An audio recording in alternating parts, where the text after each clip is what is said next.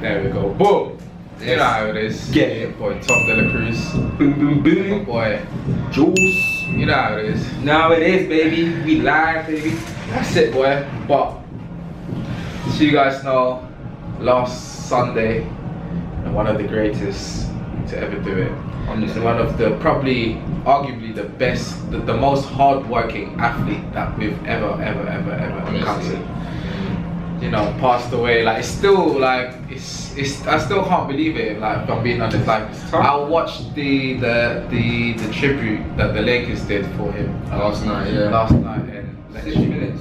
And I saw LeBron crying, like, and that literally just made me more, you know, emotional, because obviously LeBron's my guy in it. So, but it's not even like, obviously everyone will pass away one day, but it's the way it happened, like, and his daughter as well. Yeah, it's crazy. Like, yeah, I didn't want to do the video like right after it happened, because I didn't want everyone saying, oh, you're doing it for the views, blah blah blah. So I let everything cool down for a bit, and me and my boy was talking about it like a couple of days ago, and like, we have to do it. We have to do it, because obviously I have a like a sports channel, and I've been a fan of basketball since I was like 6, 7, and Kobe, Jason Kidd, Vince Carter, all of them, man, were the ones I was watching before before now, when you have LeBron James, Kevin Durant. You look at Kobe, like, me on a personal note, like, Kobe's the reason I support the Lakers, innit? That's the reason I watch basketball, innit? Like,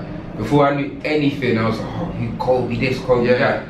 And then I clocked his game, and I saw like the amount he gave. Like, he was just hard on his team. Like, he was just a real. Like, you look at this guy, and it's like raw. Like, man, proper worked on his game. And to me, people have second opinions or whatnot. He's the greatest Laker in my opinion. Second greatest shooting guard after MJ. Like, and again, he's arguably top 5 of all time. So we're talking someone. And it's the man, like you said, fam, like 41, and he's going to his academy for his daughter. Like, I saw a video of him, and he was saying the reason he used to take, like, he used to go in his car and whatnot. He said the reason he started going helicopter from place to place is because save time, so he can spend more time with his family. It's mad. He was just hard working father that just wanted the best for his kids. Like, Gigi was at every game. Like, in fact, I'm a Lakers fan. Every time Kobe was there, Gigi was next to him. I know everyone has seen the that meme, the video, when he was teaching her and everyone.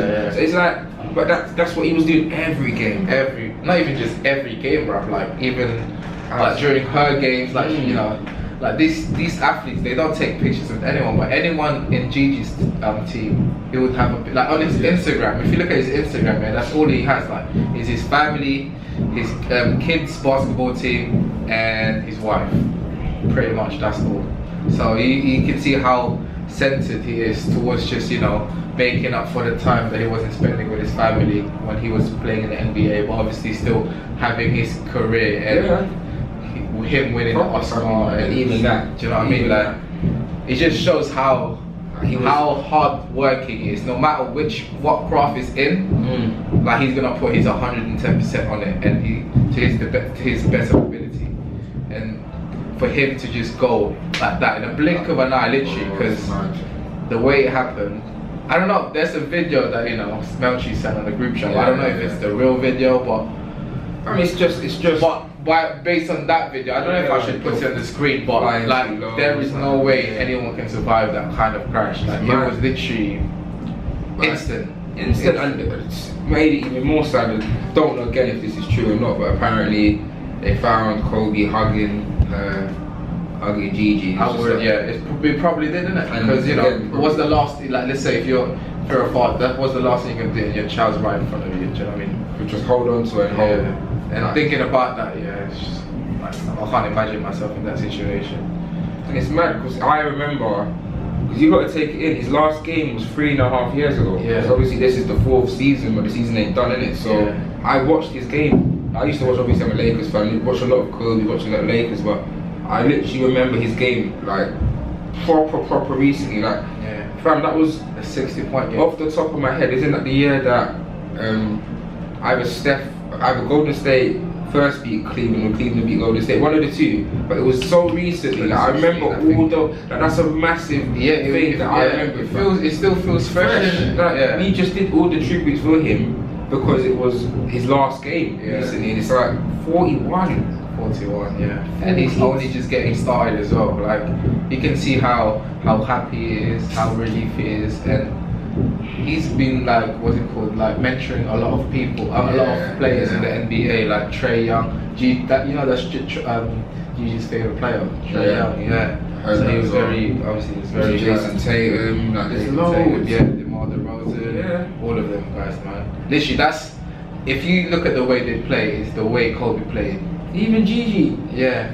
I don't gas it in it. Like, man always say the Kobe's daughter, but fam, the girl could play. Like, if you watch her clips, she did. I saw her highlights. Could play, bro. For her, not even for her age, just in general. Like her fades, the way she would move it. Yeah, like, she had actually mastered Kobe's game. Yeah. Like 13 years of age as well. She would have made it in the WNBA. Kobe was telling everyone, she's next. She's the one. He was like, because obviously his first daughter's not really into basketball like that. Yeah.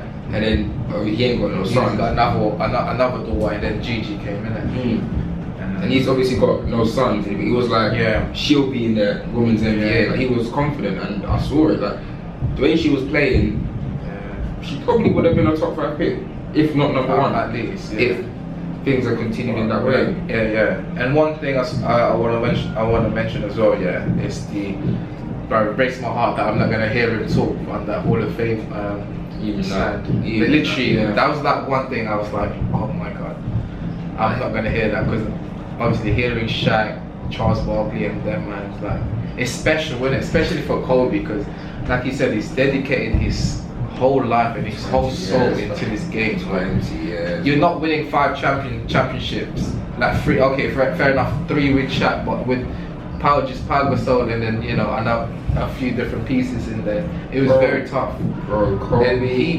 mastered his craft. He lost a couple finals as well, but you look at him like, fam, the dedication he gave to the game, the longevity he gave to us as a franchise, Lakers.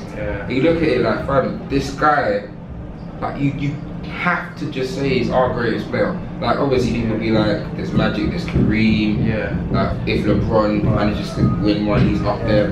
But it's the whole totality of, how the amount of time he spent in the Lakers, what he's done. No one knew him coming into the NBA, because he grew up in Italy, and then he went, obviously he's from Philly.